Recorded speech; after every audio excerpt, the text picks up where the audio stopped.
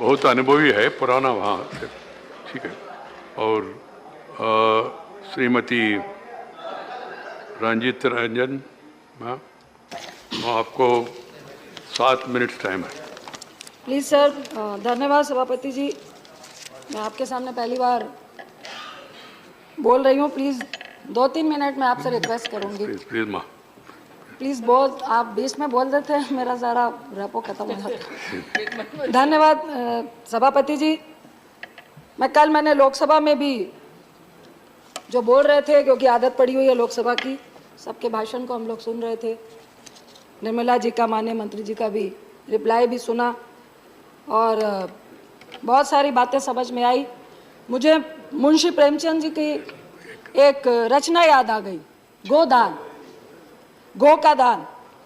एक बहुत गरीब फैमिली थी जो पूरे ज़िंदगी भर सपना देखती रही कि अपने बच्चों को दूध और दही खिला पाए, एक गाय को पाल के। लेकिन उसका पति बीमार पड़ता है और शैया पर होता है। 5 मिनट बाद उसकी डेथ होने वाली होती है और पंडित जी आते हैं और कहते हैं कि गोदान कर दीजिए तो आपका पति स्वर्ग सिधार जाएगा। उसकी पत्नी घर से गई, 1 रुपए का सिक्का लेकर आई और पंडित जी को दिया और कहा, पंडित जी मेरे घर में यही 1 रुपया बचा है, पूरी जिंदगी मेरा पति दूध और दही के सपने लेकर गौ पालने के सपने देख रहा था और आज आप कह रहे हैं कि स्वर्ग सिधारने के लिए गौ का दान कर दीजिए। मैं ये इसलिए बोल रही हूँ कि आज गरीब के पेट में लात मारी जा रही है और मोदी साहब हमारे कह रहे हैं थाली बजाओ, थाली बजाओ, थाली बजाओ। आप सारा ठीकरा यूक्रेन की लड़ाई पे ठोक रहे हैं, आप कोविड को दे रहे हैं, लेकिन आपकी नीति ने जो नोटबंदी से 2016 से जो गलतियां पे गलतियां की, कभी भी उसका आप जिक्र नहीं कर रहे। जितने अर्थशास्त्री थे उन सब ने कहा था जब हमारे देश की आर्थिक स्थिति बिल्कुल स्टेबल थी, उस वक्त नोटबंदी नहीं कीजिए। आपके स्वर्गीय में उनका नाम नहीं लूंगी, उन्होंने भी कहा था कि नहीं करनी चाहिए नोटबंदी। उस दिन से आज तक हम अपने देश की आर्थिक स्थिति को संभाल नहीं पा रहे। मैं 2013 का प्रधानमंत्री जी का भाषण याद कर रही थी, जिन पे उन्होंने कहा था कि मनमोहन सिंह जी महंगाई का मां नहीं बोलते हैं। प्लीज मनमोहन सिंह जी आए और महंगाई के बारे में बताएं कि कब कम होगी। उन्होंने कहा मरो तो मरो आपका नसीब। ये प्रधानमंत्री मोदी जी के शब्द थे मनमोहन सिंह जी के लिए। उन्होंने कहा था कि आप गरीबों के लिए कह रहे हैं मरो तो मरो आपका नसीब। मुझे फिर याद आ रहा है कोविड का वक्त, जब करोड़ों लोग सड़कों में चल रहे थे, हजार किलोमीटर चल के जा रहे थे, तो मुझे लगता है मोदी साहब यही कह रहे थे मरो तो मरो आपका नसीब। क्योंकि उस वक्त गरीब को पैसा देना था, तो आपने क्या बोला, सारे गरीब घर से बाहर निकलो और थालियां बजाने का काम करो, थाली बजाने से आपके पेट में भोजन मिल जाएगा। फिर हमारी माननीय मंत्री स्मृति ईरानी जी ने कहा कि जब भूखा बच्चा चीख कर भूख से व्याकुल हो रहा होता है तो सरकार क्यों नहीं सुनती है। जब किसान आत्महत्या कर रहा होता है तो आपके कान में आप रुई डाल के सो जाते हो। आई विश कि स्मृति जी आइए और हम लोगों के साथ, अगर आप चीख के उस बच्चे की पुकार और दर्द को समझ रही थी तो आइए ना। आज गैस सिलेंडर 10,054 रुपए हो गया है। आज आप हमारे साथ चीख कर गरीबों की बात करिए, अपने घर की रंजिश मत निकालिए प्लीज आप मंत्री। इसके बाद मैं सुषमा जी का एक मिनट रंजिता, माननीय मंत्री, किसी का नाम लेकर यहाँ सवाल नहीं करना चाहिए। स्वर्गीय सुषमा जी की स्पीच को याद करना चाहती हूँ, जिन्होंने कहा था कि ये संवेदनहीन सरकार है, ये बिल्कुल भी गरीबों के बारे में सोचने वाली सरकार नहीं है, ये विश्वासघाती सरकार है।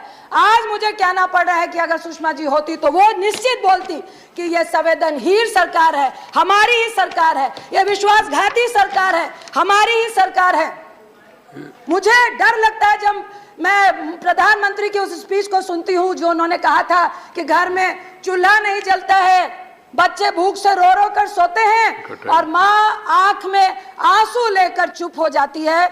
जब आंसू की बात पीएम साहब के मुंह से सुनते हैं तो हमें डर लग जाता है, क्योंकि उन्होंने पहले मिडिल क्लास से महिलाओं के आंसू निकलते हैं, मेरे भी निकलते हैं। सब्सिडी छोड़ दो, महिलाओं ने छोड़ दी। कहा गरीबों को सब्सिडी देंगे, महिलाएं पसीज गई। हम सब ने सब्सिडी छोड़ दी। आज हर्ष क्या हुआ? आज आपने 1600 रुपए का एक झुंझुना पकड़ाकर 7 करोड़ लगभग लोगों को आपने चूल्हा और गैस दिया। आपको मालूम था कि गरीब आपके झांसे में फंसेगा। एक चुनाव, 2 चुनाव आपने उज्ज्वला योजना से निकाल लिए। उसके बाद क्या हुआ? क्या वो 1600 रुपए, वो सब्सिडी जिस रेवड़ी की बात आज मोदी साहब कर रहे हैं, प्रधानमंत्री साहब कर रहे हैं, क्या वो रेवड़ी नहीं थी? लेकिन वो रेवड़ी में फर्क इतना था, गरीबों के लिए नहीं थी, गैस एजेंसीज के लिए थी। आप 1600 रुपए गरीबों से ले रहे थे, बाकी का पैसा सरकार दे रही थी। किसका दे रही थी? टैक्स पे ही का दे रही थी। उसके बाद क्या हुआ? आज आंकड़ा है, इतना वक्त नहीं है, लगभग 7 करोड़ घर, जिसमें 4.5 करोड़ वो लोग हैं जो उज्ज्वला के तहत आते हैं, 1 साल में एक भी गैस रिफिल नहीं करा रहे हैं। 3.5 करोड़ के लगभग वैसे लोग हैं जो साल में एक रिफिल करा रहे हैं। ये किसको दिया था झुंझुना? ये किसकी रेवड़ी थी? रेवड़ी तो प्रधानमंत्री साहब आपने भी दी। कल मैं सुन रही थी आपके लोकसभा में भाजपा के एक सांसद बोल रहे थे कि भाई उस वक्त भी आपके टाइम पे 900 रुपए गैस सिलेंडर था। मानते हैं 900 रुपए था, लेकिन हम अपनी रेवड़ियां गरीबों में दे रहे थे। बिल्कुल 400 रुपए कम में गैस सिलेंडर दे रहे थे। हम गरीबों की मदद कर रहे थे। हम एनपीए की और करोड़पतियों की मदद नहीं कर रहे थे। हम उनके 3.5 लाख करोड़ रुपए माफ नहीं कर रहे थे, हम गरीबों को दे रहे थे। आप सिर्फ खाद्य सुरक्षा की बात कर रहे हैं। एक तरफ मोदी साहब कहते हैं कि रेवड़ी बांटना बहुत खतरनाक है। मैं प्रधानमंत्री साहब, सभापति जी के माध्यम से बोलूंगी, उज्ज्वला की रेवड़ी हो, चाहे आपकी कोई भी गरीबों के लिए रेवड़ी हो, वो रेवड़ी में ना तिल था, ना चीनी थी, ना गुड़ था। ये तिल, चीनी, गुड़ सब कुछ कोई जो लेके गया वो कॉर्पोरेट थे। एक और रेवड़ी की याद दिलाना चाहती हूँ आपको, जियो। आप एक तरफ कह रहे हैं कि रेवड़ी नहीं खिलानी चाहिए, आपने क्या किया? पूरे देश को जियो का रेवड़ी खिलाई। पहले बोला मुफ्त में दे रहे हैं, मुफ्त में दे रहे हैं, मुफ्त में दे रहे हैं। जब आपको आदत डल गई, उसके बाद अब कितने में जियो का लोग प्रीपेड और पोस्टपेड भरवाते हैं। ये कौन सी रेवड़ी थी? ये रेवड़ी भी कॉर्पोरेट के लिए थी, गरीबों के लिए नहीं थी। दूसरी तरफ मैं आपको जरूर कहना चाहूंगी कि मेरी बात हो रही थी, एक छोटी सी फैक्ट्री चलाने वाला व्यक्ति है, उन्होंने सुबह बोला कि जीएसटी, निर्मला जी का कल मैं भाषण सुन रही थी कि उन्होंने बोला कि लगभग 1,45,00,000 करोड़ जीएसटी समथिंग, मेरे आंकड़े गलत हो सकते हैं, कि इस बार भी हमने जीएसटी से पाया। मैं मंत्री साहब से पूछना चाहूंगी, आप जीएसटी तो पा रहे हैं, जो लोग काम कर रहे हैं, फैक्ट्रियां चला रहे हैं, विद इन मंथ उनको ब्याज, बैंक का ब्याज भी देना पड़ता है, जीएसटी भी गवर्नमेंट को देना पड़ता है। 15 दिन के अंदर अगर वो नहीं देंगे तो आप पेनल्टी लगाते हैं, लेकिन उनका जीएसटी का इनपुट आपको कितने दिन में देना था? एक साल लगाकर आप उनका इनपुट नहीं देते हैं। क्या खरबों रुपए आप उनके इनपुट से बना के, क्या सरकार पूरे देश को उसी इनपुट से चला रही है क्या?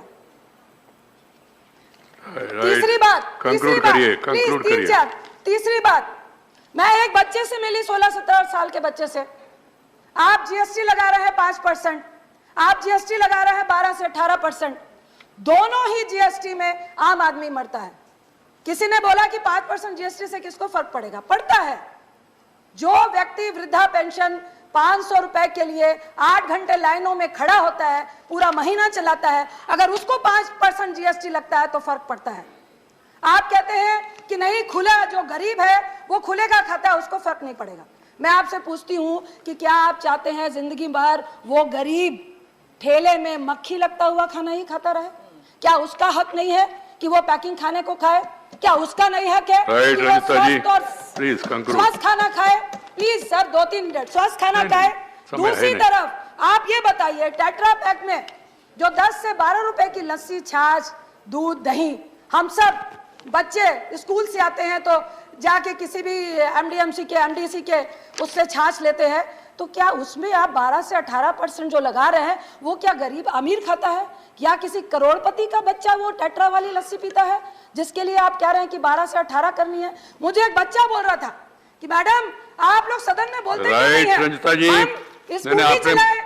आपने ज्यादा समय लिया, thank you sir please, sir please, thank you, धन्यवाद। Sir please 1 minute sir, please sir 2 minute, doctor Fauzia sir, Khan, please 2 minute, doctor Fauzia sir Khan, please 2 minute, 2 minute extra दिया मैंने आपको, सर, मैं आपने conclude कर आप रही हूँ। पॉलिटिकल सवाल उसमें बढ़ गए तो मैं क्या करूं? Sir conclude, Fauzia, sir conclude कर, प्लीज सर कंक्लूड। कंक्लूड करिए। उसने बोला कि आप बताते क्यों नहीं है, स्कूटी से जाए तो तेल महंगा, एक टेट्रा का 10 रुपए का जूस पिए तो वो महंगा, स्कूल में जाए तो पेंसिल, रबर, इरेजर, कटर महंगा, तो आदमी जाए तो कहां जाए? एक तरफ आप कोविड में 23 करोड़ को गरीबी रेखा में लेके आ गए, 98% लोग की सारी आमदनी घट गई। मैं आपसे एक रिक्वेस्ट करती हूँ, बार बार लोग कह रहे थे कि रुपया गिर रहा है, देश की आबरू जा रही है, आबरू जा रही है। मनमोहन सिंह जी ने आपने पूछा था और मनमोहन सिंह जी ने बोला उस वक्त भी कुछ नहीं था, लेकिन 59 से 69 हुआ और विद इन 4 मंथ में दोबारा 59 में लेकर आ गए थे। क्या आप लेकर आएंगे? डॉक्टर मैं फौजिया खान, आपसे आग्रह करती हूँ कि प्लीज, जहां पर कांग्रेस इस देश की आर्थिक स्थिति को छोड़ के गई थी,